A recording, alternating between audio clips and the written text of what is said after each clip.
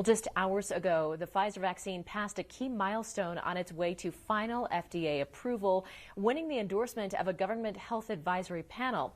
With the rollout now likely just days away and healthcare workers next in line, the next question is, has the state chosen the best distribution plan? KRDO News Channel 13's Chase Golightly spoke with a CU Boulder researcher to see what his models say. Chase.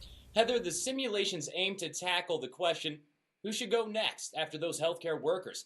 The answer? It depends on exactly what the state hopes to accomplish next.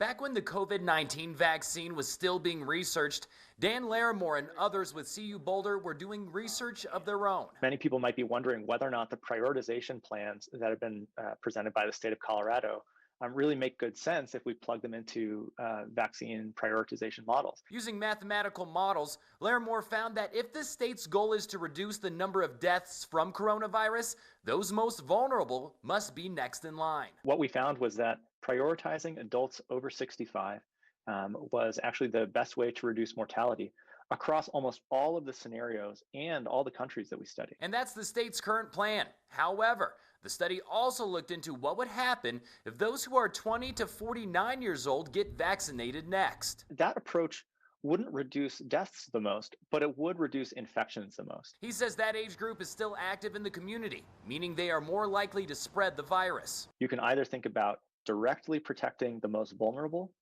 or sometimes you can think about indirectly protecting them by breaking the backbone of transmission by first vaccinating those people most responsible for the spreading. But overall, Larimore believes the decision to protect our most vulnerable citizens was the best way to go. CDPHE's approach here is really on target.